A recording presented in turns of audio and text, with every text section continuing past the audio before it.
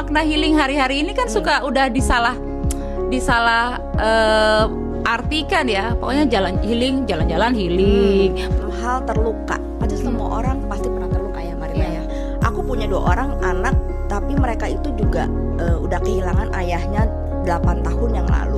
Tapi kita perlu waktu untuk kita menerima, untuk dikasih ruang untuk menangis.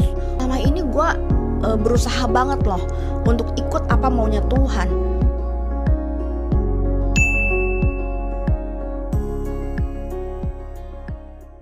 Hai semua, welcome back to ILC Podcast bersama saya Marina Stefan dalam kisah inspiratif. Hari ini tamu saya luar biasa banget karena beliau saya impor, bukan saya sih, kita impor langsung dari Indonesia. Senang banget hari ini bisa sama-sama dengan beliau di dalam kesibukannya yang sangat padat. Beliau menyempatkan waktu untuk ngobrol-ngobrol bersama saya di tempat ini, dan saya memastikan podcast kita malam hari ini pasti luar biasa. Boleh tepuk tangan loh sekarang.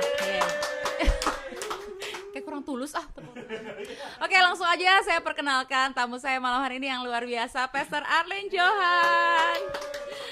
Apa kabar Bu? Baik, luar biasa. Pastor Arlene boleh perkenalkan diri buat yang menyaksikan, sedikit cerita tentang latar belakangnya. Oke, halo semuanya. Senang banget hari ini bisa gabung sama Marina untuk boleh ngobrol bareng. Saya mau perkenalkan, nama saya Arlene dan saya adalah pastor di salah satu gereja di Bandung. Nama gerejanya ECC Church, oke? Nah, saya punya 2 orang anak laki-laki. Yang satu namanya Rafa, yang kedua namanya Ben. Masing-masing berusia 11 tahun dan 9 tahun. Dan saya juga seorang single mom, dan hari ini Tuhan percayakan ministry perempuan untuk ada komunitas perempuan yang dimana semua single mom juga boleh bareng-bareng kumpul. Dan juga gak cuma single mom, tapi kita juga punya ministry Brave Woman. Semua perempuan di semua usia kita punya ministrinya. Paling itu sih. Mantap, luar biasa. Saya sangat terberkati banget sama ministry beliau, walaupun jauh gitu. Saya suka ikut perkembangannya. Kadang-kadang kalau ada acara yang bisa disaksikan sekarang online, saya nggak mau ketinggalan tuh, karena itu pasti selalu luar biasa. Oke, Pastor Arlene, kenapa bisa ada di Philadelphia malam hari ini? Diculik. Diculik. Tapi culiknya saya bukan dari Bandung ya. Iya. Okay. Jadi kesini dalam rangka apa nih? Nah, kebetulan aku sama teman-teman aku kesini buat conference gitu ya. Nah, tapi kita mampir ke Philly dan kita ada juga beberapa teman-teman yang bakal doing ministry di gerejanya Marina. Wede, besok kita, boleh tepuk tangan dong. Nanti belum ada kesempatan nih Pastor Arlene di ILC khotbah, nanti next time kalau datang lagi ya.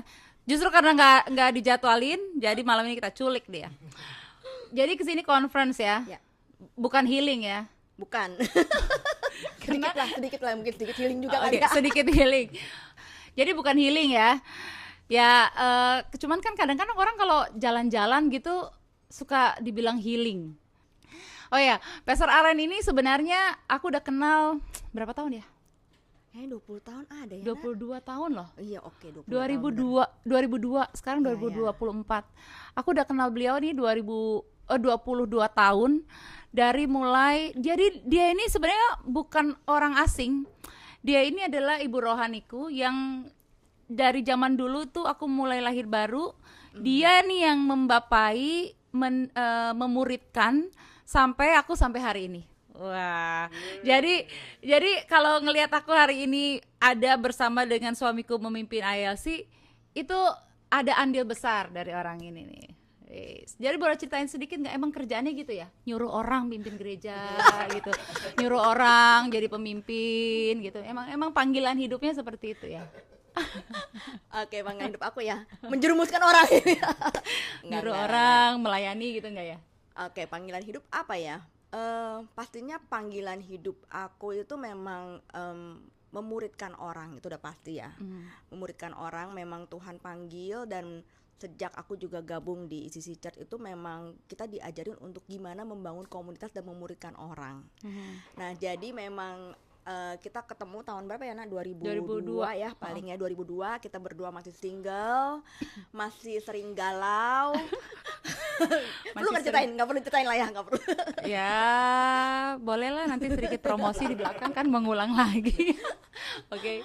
Oke, but waktu itu memang Tuhan bawa panggilan hidup itu memang nggak langsung ya. Jadi melalui proses. Tapi setiap prosesnya aku tahu bahwa Tuhan memang panggil aku untuk full time melayani di rumah Tuhan dan fokus sama penggembalaan, yaitu memuridkan, menjangkau orang, memimpin mereka untuk memenuhi panggilan Tuhan yang memang udah Tuhan kasih di setiap orang-orang yang Tuhan percayain dalam hidup aku. Wow, padahal dulu wanita karir ya, Wanita sebelum karir. full timer ya. Sebelumnya ya. Wow, luar biasa sekali. Yang jelas anak rohaninya juga banyak. Dan kalau aku lihat hari ini anak rohaninya semua jadi pemimpin-pemimpin hebat. Pokoknya hidupnya sangat menginspirasi. Nah, kesini dalam rangka conference dan jalan-jalan sekalian healing. Healing apa distraction? Healing apa distraction ya? Pertanyaan yang sulit kayaknya ini. Karena ngomong-ngomong soal healing, kayaknya makna healing hari-hari ini kan suka udah disalah artikan ya. Pokoknya jalan-jalan healing, shopping healing. Padahal habis itu tagihan keluar, pusing, stres lagi, butuh healing lagi. Butuh healing lagi. Jadi kalau ngomong soal healing, pernah nggak ngalamin satu momen dalam kehidupan Pastor Arlen yang itu tuh it's like the most hurtful moment in your life? Oke. Pastinya semua orang punya pengalaman yang paling menyakitkan dalam hidup ya. Dan I think semua orang lah, nggak ada orang yang imun dalam hal terluka. Pasti semua orang pasti pernah terluka ya, Marina ya. Nah, Aku sering. Kamu sering ya, tapi makanya kamu bikin acara ini. Iya, supaya aku bisa sembuh. Oke. Nah, kalau buat aku pribadi, hal atau momen yang paling hurtful itu kehilangan pasangan hidup ya. Jadi tadi mungkin aku sempat bilang bahwa aku punya 2 orang anak. Nah, jadi aku punya 2 orang anak, tapi mereka itu juga udah kehilangan ayahnya 8 tahun yang lalu. Wow. Nah, jadi itu kayaknya momen yang paling paling menyakitkan, paling shock kali ya, paling sangat berat kayaknya itu titik terendah aku. Karena itu anak-anak usia masih sangat kecil ya, masih yang gede masih usia 3,5 tahun, yang kedua 1,5 tahun ya. Kemudian juga usia suamiku waktu Tuhan panggil pulang itu even belum usianya 40 tahun gitu. Jadi masih itu sangat muda. muda banget ya. Jadi dia mendadak kena stroke dan 2 hari kemudian dan koma, dan 2 hari kemudian dia Tuhan panggil pulang lah. Jadi I think itu momen yang paling paling gelap dalam hidup aku sih. Nah, Wow. gitu. Tapi kalau ngelihat Pastor Arlen hari ini pasti udah melewati banyak waktu untuk bisa sembuh dari rasa sakit itu. Ya kan, dan I know it's not easy gitu. Gimana, dan itu nggak terjadi overnight. Gimana proses belajar untuk sampai bisa heal, untuk sampai bisa sembuh? Oke. Nah, mungkin itu kita namainya the journey of grieving kali ya. Nah, setiap orang tuh pasti punya grievingnya ya. Dan grieving itu nggak harus sesuatu yang kehilangan orang yang kita sayang meninggal gitu. Enggak ya, mungkin ada banyak orang juga ya grievingnya karena kehilangan posisi kah, kehilangan kehilangan kesempatan kah, kehilangan mimpi. Mungkin grievingnya juga beda ya, hurtfulnya beda ya. Nah, gimana caranya buat sembuh?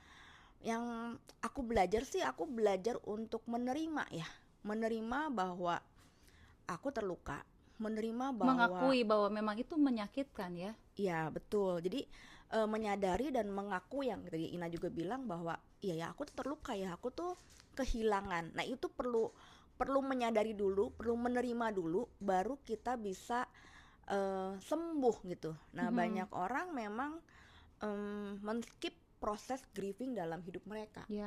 Jadi katakan anak Tuhan ya. Jadi kalau waktu kehilangan, waktu kita terluka, harus kita tuh strong. Harus strong, bener. Apalagi percaya Tuhan punya kendali gitu. Betul. Nah, waktu aku kehilangan pasangan pun ada orang-orang yang bilang enggak, ya maksudnya enggak melarang, enggak boleh nangis sih, enggak. Cuma mereka bilang kamu harus kuat ya, Tuhan pasti punya rencana ya. Makanya dia pilih kamu.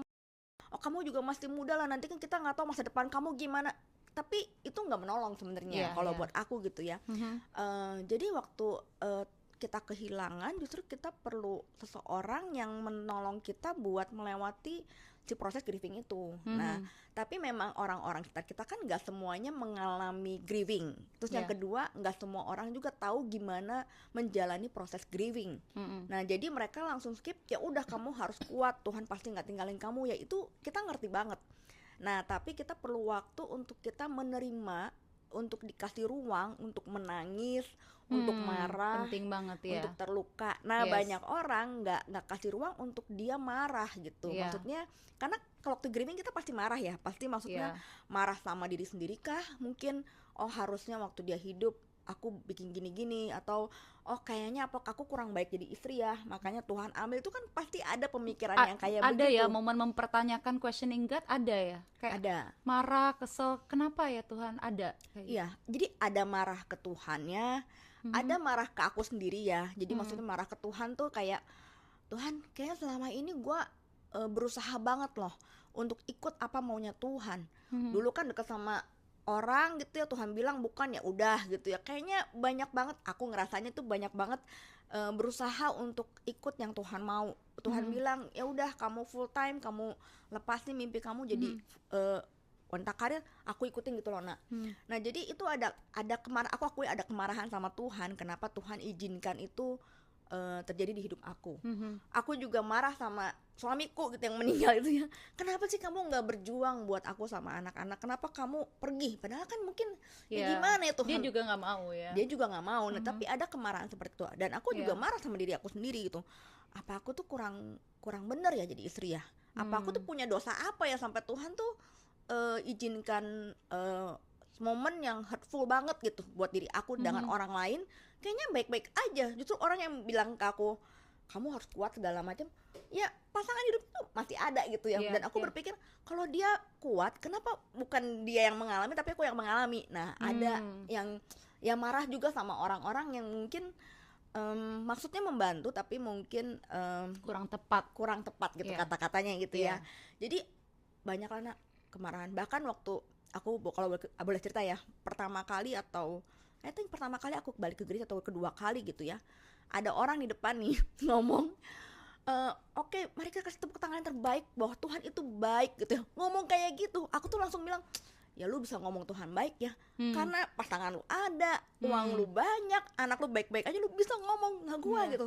Nah tapi karena itu semua karena aku terluka deh. Iya. Dan waktu aku ngomong gitu kayaknya Roh Kudus langsung bilang, kamu terluka nih, kan Tuhan baik. Tapi aku tuh nggak bisa menerima itu karena baik lagi, aku lagi momen berduka dan terluka. Iya. Nah jadi buat sembuh ya kita perlu mengakui ya, aja nah, Mengakui. mengakui bahwa kita terluka. Udah kita Dan marah, it's okay ya. Ya, It's okay untuk mengakui itu. ya, dan kita kasih ruang buat diri kita berduka, itu sih. Nah Wow. mungkin yang kedua selain kita mengakui, kita perlu cerita ke Iya. orang. Nah makanya mungkin di gereja itu kita ada yang namanya komsel, ada yang namanya kita harus punya mentor atau bapak rohani. Nah itu proses healing. Nah kebanyakan itu waktu kita terluka, kita itu nggak mau atau nggak bisa cerita ke orang bahwa kita itu terluka nak. Iya, iya. Nah sedangkan healing itu terjadi waktu kita ngomong sama orang. Iya. Talking is healing. Iya. Nah kebanyakan waktu kita ngomong sama orang itu, misalnya kita terluka sama orang ya, mungkin bukan ditinggal meninggal gitu ya, tapi kita tuh ngomongin gimana cara orang memperlakukan kita, melukai kita. Tapi kita nggak ngomong bahwa ya saya tuh merasa terluka, saya tuh merasa terhina, saya tuh merasa diabaikan waktu dia begini. Nggak ada ngomong pengakuan bahwa apa yang dia rasain atas perlakuan orang tersebut. Iya. Gitu. Iya. Gitu sih. Jadi memang penting banget, intinya kita penting banget untuk mengakui it's okay bahwa saya memang terluka, jangan deny, ya kan? Dan kalau memang perlu marah, questioning God, itu kan nggak ada hubungannya berarti kita nggak beriman sama Tuhan ya. Kita tetap bisa beriman sama Tuhan, tapi tetap bisa marah, it's okay kan? It's okay. Oke, wow. Dan sambil berjalannya waktu, ini udah tahun ke-8, proses demi proses, kira-kira menurut Pastor Arlen, proses healing yang proper itu seperti apa sih? Sampai yang kita tuh benar-benar bisa dibilang, kan kita aku sering dengar nih ilustrasi ini. Misalnya kayak kita punya luka. Waktu luka itu masih basah, kita pegang sakit. Tapi pada saat udah kering, udah ketutup, lukanya udah nggak sakit, tapi scarnya masih ada. Nah, itu kan, tapi dia udah proper healingnya, ya kan? Udah proper, udah heal, udah sembuh dengan benar, walaupun scarnya masih ada, bekasnya masih ada. Nah, kira-kira proses untuk healing yang benar tuh gimana? Setelah tadi kita mengakui dan jangan deny kita bahwa kita terluka. Oke. Nah, setelah kita mengakui dan kita cerita, nah kita perlu melepaskan pengampunan ya. Saya tahu kalau kita kesal sama Tuhan, yang memang Tuhan tuh sebenarnya nggak perlu pengampunan dari kita ya, Naya. Cuma kita tuh perlu lepasin pengampunan gitu. Misalnya ya suami meninggal, ya memang Tuhan panggil dia pulang ya. Maksudnya mengampuni untuk semua hal yang mungkin dia pernah janji apa sama kita nggak bisa menepatinya, atau bahkan mungkin yang paling susah mungkin mengampuni diri kita sendiri ya. Waktu kita grieving itu kan pasti ada sebuah perasaan bersalah, perasaan marah sama diri sendiri, yang itu kadang orang nggak bisa proses sih. Jadi gimana kita mau complete healing, ya kita perlu masuk ke proses yang namanya forgive. Kita perlu mengampuni diri kita bahwa kita nggak sempurna. Kita perlu mengampuni bahwa sebanyak hal mimpi-mimpi kita mungkin itu nggak bisa terpenuhi sesuai dengan waktunya kita. Tapi saya percaya kan selama kita hidup, kita nggak pernah tahu ya kalau Tuhan akan kembalikan mimpi kita dengan cara yang berbeda di tahun-tahun yang akan datang gitu. Tapi memang prosesnya itu ya perlu menerima dan mengampuni diri kita sih itu. Dan juga mengampuni mungkin orang-orang yang melukai kita ya, kalau memang grievingnya itu karena terkait sama orang yang masih ada lain. Betul ya, karena hurt people ya. Orang yang terluka akan melukai orang lain. That is why healing atau kesembuhan yang proper, kesembuhan yang komplit itu sangat perlu, supaya kita nggak berujung untuk ngelukain orang lain lagi. Betul ya kan? Betul. Dan yang paling pasti kenapa kita perlu mengampuni, karena waktu kita nggak mengampuni orang lain, kita itu lagi hidup dikendalikan oleh orang yang melukai kita. Nah, jadi kita itu nggak jadi kayak apa ya, nggak hidup sebagai orang bebas. Nah, makanya Tuhan tuh pengen kita mengampuni itu bukan buat orang yang melukai kita, tapi buat diri kita. Karena selama kita belum mengampuni, kemana nggak, kita akan mikirin orang itu ya. Ya kalau misalnya kita grievingnya atau kehilangannya karena sesuatu yang menyangkut orang lain, terlukanya karena orang lain, kita pikirin gitu kan, kita kesel ya, pagi siang malam kita pikirin tuh orang ya. Ya mikirin pacar, mikirin pasang hidup masih mending ya. Ini mikirin orang yang ngeselin kita gitu. Sedangkan orang yang bikin kita kesel mungkin lagi jalan-jalan nak, lagi shopping sama pasangan. Bahkan nggak sadar kalau mereka melukai kita ya. Nggak sadar. Yang ada kita bukannya healing malah hilang. Iya benar. Kitanya hilang, dianya masuk ya, bisa ya. Dari tadi kayaknya semangat banget sampai ini kering loh. Bang, tolonglah Bang, nggak perlu diminta ya, inisiatifnya boleh Bang. Enggak Bang, aku bercanda ya Bang. Terima kasih Bang. Ini namanya Bang Insar. Dia punya ST tuh fenomenal sekali. Silakan Cici Arlen. Ya udah disiapin tempatnya. Boleh minum dulu sedikit sebelum kita lanjutkan lagi. Ini pembicaraannya panjang malam ini sampai jam 2 pagi soalnya. Waduh. Soalnya besok udah pergi lagi doi. Kapan lagi kita ngobrol ya kan. Nah, setelah melalui, minum dulu lah, boleh lah. Boleh. Setelah melalui proses yang panjang nih, aku pernah lihat di satu artikel. Jadi dalam proses grieving itu sebenarnya bukan misalnya kayak kita, let's say dalam lingkaran ya. Ini hidup kita, terus ada grieving di tengahnya. Sebenarnya lama kelamaan bukan si lingkaran grieving ini yang mengecil, tapi ternyata lingkaran hidup kita yang lebih besar. Grievingnya tetap segitu, luka kehilangan, maksudnya rasa hilangnya masih segitu. Kita nggak jadi yang tiba-tiba lupa, kan Ci Arlen nggak jadi tiba-tiba lupa. Oh saya dulu pernah punya suami, terus suaminya meninggal, kan nggak jadi lupa ya. Even walaupun nanti ada yang baru dalam rangka ya. Nggak tahu juga. Boleh katakan amin saudara-saudara, amin. Kita doakan ya, kita cariin kalau perlu, kalau ada kandidat boleh. Nah. Online ya ini masuk YouTube ya, enggak ya. Nah, setelah melewati proses itu tadi, yang lingkaran hidup kita yang seolah-olah kayak membesar itu, seolah-olah kita kan seperti healingnya grievingnya kecil, padahal sebenarnya enggak. Hidup kita yang semakin besar, hati kita yang semakin besar. Nah, apa yang Pastor Arlen lihat melihat ke belakang nih, melihat ke kehidupan, lihat ke dalam kehidupan Pastor Allen sekarang. Setelah melalui proses panjang tersebut, kira-kira pas ngeliat lagi, apa yang dilihat dari diri sendiri? Oke. Aku belajar satu hal yang aku mungkin gak akan belajar kalau aku gak kehilangan ya Nak ya. Itu bersyukur loh. Gak Wow. ngerti ya, cuma bersyukur banget sih Nak Ya. dengan hidup yang ada, dan semakin percaya bahwa hidup itu memang gift ya, memang present kan, present itu kan hadiah ya, Iya. memang hadiah dari Tuhan. Jadi memang sangat bersyukur, sangat menikmati setiap waktu, setiap menit yang Tuhan kasih dalam hidup kita. Wow. Dan melihat kehidupan aku dan anak-anak aku sebagai momen yang perlu dinikmati setiap detik bahkan ya. Iya, iya. Nah mungkin sebelum kehilangan kayaknya kayak take it for granted aja Iya, gitu. Masih iya. ada hari besok, masih ada apa, kan masih muda, bersemangat, ambisi gitu, punya banyak mimpi lah ya. Tapi waktu kehilangan suami itu kayaknya sangat dekat, dan kayak Tuhan bawa betul bahwa iya ya, hidup itu kasih karunia loh. Hidup itu bener-bener perlu disyukuri loh, walaupun gak sempurna ya. Iya. Dulu itu kayaknya baru bisa bersyukur kalau kita sempurna hidupnya, kalau dapat sesuatu lah. Ya, kalau doanya dijawab. Doanya jawab. Kalau uang banyak Banyak, gitu kan, ya bisa aman, jalan-jalan ya. gitu kan. Hubungan sama pasangan baik-baik aja, wah langsung kayaknya bersyukur, mudah ya. banget. Tapi sini sekarang kayak even hidupnya nggak sempurna, Even keadaan lagi nggak baik-baik lagi aja. nggak bagus, tapi bisa sangat bersyukur, Wow. mensyukuri bahwa hidup itu yang Tuhan kasih itu hidup yang luar biasa, dan bersyukur banget punya Tuhan di dalam hidup sih. Wow. Karena kayaknya kalau nggak ada Tuhan ya waktu itu bener-bener selesai lah hidup gue, Hilang. kayaknya hilang masih hidup tapi hilang kayaknya. Iya, benar-benar. Gitu sih. Wow. Hal yang simpel mungkin yang sering kita dengar ya, bersyukur. Tapi kalau itu keluar dari seseorang yang memiliki cara pandang bersyukur yang berbeda, itu jadi berbeda ya kedengarannya. Nah, untuk kedepannya apa nih yang di-expect sama Pastor Allen untuk kedepannya?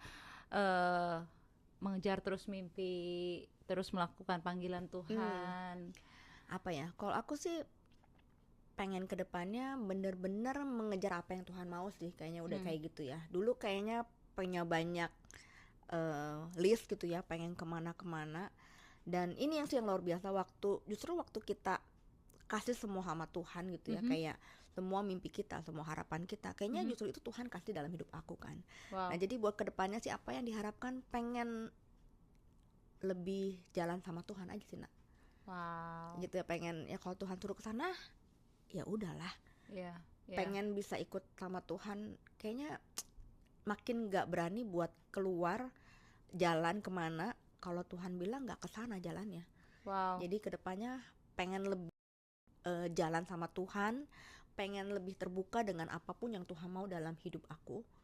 Jadi kalaupun tiba saatnya udah kita selesai gitu di muka bumi ini, memang udah mengerjakan apa yang memang Tuhan mau kita kerjakan selama kita hidup. Pengen maksimal dan produktif aja buat kerjaan Tuhan. Dari banyak single mom yang dilayani oleh Pastor Arlen, ada banyak ada banyak cerita kesaksian yang mereka alami dari cerita hidup Pastor Allen. Oke. Mereka mungkin banyak melihat gimana saya berproses ya, tapi sebenarnya saya tuh banyak belajar dari cerita mereka juga sih. Nah, jadi saya melihat memang setiap orang berproses itu ada yang caranya beda, grievingnya beda, karena memang yang dialamin pun berbeda-beda ya.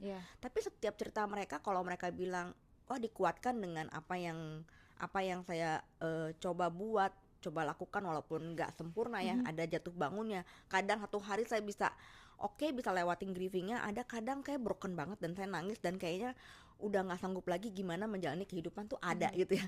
Nah cuma justru saya bersyukur dengan komunitas ini, karena kalau buat saya sih bukan hanya mereka yang mungkin dikuatkan, tapi saya tuh sangat dikuatkan dengan mereka sih Nak. Kalau ada hari ini pun karena ada begitu banyak anak rohani dan orang-orang yang saya pimpin dan di kiri kanan saya yang benar-benar muatin saya sih Nak. Gitu. Balik lagi ke komunitas sangat penting ya. Orang-orang dekat-dekat kita sangat penting banget. menentukan siapa yang bisa masuk dalam hidup kita, di lingkaran dalam kita, itu penting banget ya. Kira-kira ada nggak yang mau disampaikan buat orang-orang yang terluka, yang lagi menyaksikan acara ini? apa nih simple tips atau sebenarnya bukan tips kali ya, mungkin apa pesan yang mau disampaikan buat mereka supaya mereka tetap bisa melalui proses ini dengan baik sampai akhirnya benar-benar healing gitu, benar-benar healed gitu. Oke. Pesannya, mari kita sadari bahwa semua orang itu pasti punya momen dia terluka. Jadi kalau hari ini kamu ngerasa terluka, kamu ngerasa diabaikan, dilupakan, tidak dicintai atau apapun itu ya, saya cuma mau bilang nggak cuma kamu yang ngerasain, semua orang juga merasakannya. Cuma mungkin kita nggak tahu. Jadi terluka itu wajar. Yes. Jadi wajar terima, tapi jangan berhenti tahu bahwa kita terluka. Mari kita mulai belajar juga untuk kita bisa sharing apa yang kita rasain sama orang lain, sama safe person ya, supaya kita bisa sembuh. Safe person Dan kemudian ya mengampuni juga. yeah. Nah mungkin nggak dalam satu hari bisa heal langsung ya. It's okay.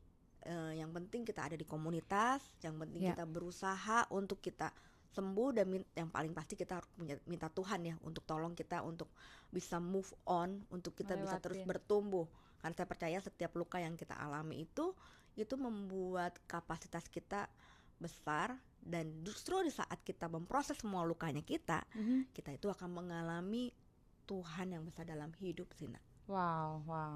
Iya, setuju banget. Ada yang mau ditanyain nggak? Boleh Bang, kasih boleh. Ada yang mau ditambahin nggak?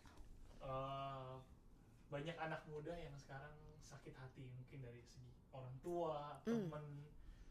Mereka kan belum punya pengalaman untuk mengatasi itu. Dari komunitas yang Pastor Alin jalani, ada nggak sih yang gimana nih? Anak-anak muda ini kan punya rebels ya, memberontak nih, nggak bisa, gue gak suka nih gitu. Itu cara ngatasinnya gimana sih? Sabar kah? Emang ini proses yang harus dilewatin kah? Atau gimana? Oke, jadi gimana caranya buat orang-orang yang mungkin terluka sama keluarga kalian gitu ya, kurang lebih ya. Nah, yang khususnya anak-anak muda ini. Oke. Nah, yang pasti begini, cara orang tua memperlakukan anak itu sebenarnya mereka itu belajar dari orang tua di atasnya Sina. Oke. Jadi aku juga baru menyadari cara mendidik aku ke anak-anak itu ternyata sangat dipengaruhi dengan pola asuh orang tuaku. Nah ini penting, kenapa kita waktu kita sebelum menikah ya, atau kita sebagai anak muda itu kita belajar mengampuni orang tua kita. Kenapa? Karena ini aku alamin, apa yang aku nggak suka dari cara papa memperlakukan mama, dari cara mama memperlakukan papa, dan cara orang tuaku memperlakukan aku, itu yang aku lakuin ke anak-anak dan ke pasangan. Nah padahal aku tuh nggak mau, justru itu yang aku lakuin. Nah that's why kita perlu mengampuni orang tua kita, menyadari bahwa kita terluka dan kita mau mengampuni orang tua kita. Aku kasih contoh ya. Nah jadi waktu suamiku meninggal, aku tuh ngerasa kayak dia tinggalin aku, padahal kan meninggal, bukan ninggalin ya. Nah dan aku rasa nggak aman. Nah kenapa aku bisa punya pikiran dia ninggalin aku padahal dia meninggal? Karena aku itu kalau berantem, salah satu dari mereka selalu bilang, ya udah papa pergi aja, tuh ya udah mama pergi aja. Jadi buat aku tuh belajar bahwa kalau berantem itu pergi. Nah kalau pergi artinya lagi berantem, lagi nggak suka. Kalau ada yang pergi berarti nggak baik, kesel. Nah jadi aku tuh waktu itu beberapa kali mimpi tuh kayak kayaknya suami gue pergi tuh karena nggak suka sama gue gitu. Nah jadi itunya tuh mesti diproses. Jadi aku baru sadar waktu suami udah meninggal, aku bilang, oh jadi ada pola asuh yang melukai aku waktu mereka berantem dan mereka pergi dari rumah. Ya nggak divorce sih nak, balik lagi ke rumah. Tapi ya nggak memproses si luka itu ya, konfliknya nggak selesai lah. Nah jadi kalau kita punya luka ke orang tua kita, sadari dan mungkin ditulis lah ya, oke saya tuh nggak suka papa begini. Nah apa yang saya rasain? Jadi jangan cuma bilang nggak sukanya, tapi apa yang kita rasain. Saya merasa diabaikan, saya merasa nggak disayang, saya merasa ditolak. Nah itunya perlu ditulis supaya kita punya self awareness dan bisa proses. Karena kalau kita nggak aware, nanti one day misalnya kita sering diabaikan, sering dibandingin, nanti begitu kita udah punya anak, dibandingin sama anak kita, nah kita gampang meledak, trigger. Yeah. Nah, kenapa? Karena luka di masa kecil kita, inner child kita enggak iya. diproses gitu. Iya. Jadi tulis, kalau misalnya ada luka, tulis, kenapanya ditulis, nah diproses, diceritain ke mentor atau ya safe person itu, dan belajar untuk saya lepaskan pengampunan. Saya lepaskan pengampunan buat papa karena papa misalnya suka membandingkan gitu ya. Nah, jadi begitu ada orang ngebandingin dan kita mau mulai marah, nah ingat, oh aku marah mungkin karena dulu dari kecil sering dibandingin gitu misalnya loh. Jadi kan punya self awareness. Nah, kalau kita nggak punya self awareness, di masa depan begitu ada orang yang bandingin, kita marah sama orang itu. Padahal sebenarnya kita lagi marah, kesel sama masa kecil kita, sama orang tua itu sih. Dan untuk memutuskan rantai supaya kita nggak melakukan hal yang sama ke anak-anak kita di masa depan. Jadi ada satu quote yang bilang gini, whatever that is not transformed will be transferred. That's good. Betul banget. Apa yang kita tidak transformasikan, yang kita tidak bereskan, itu akan kita transferin ke berikutnya. Jadi ya good point sih, and good question. Mungkin anak-anak muda perlu belajar satu hal bahwa orang tua kita juga bukan orang yang sempurna, dan mereka never meant to hurt us sebenarnya, nggak yang dengan niat mau nyakitin kita.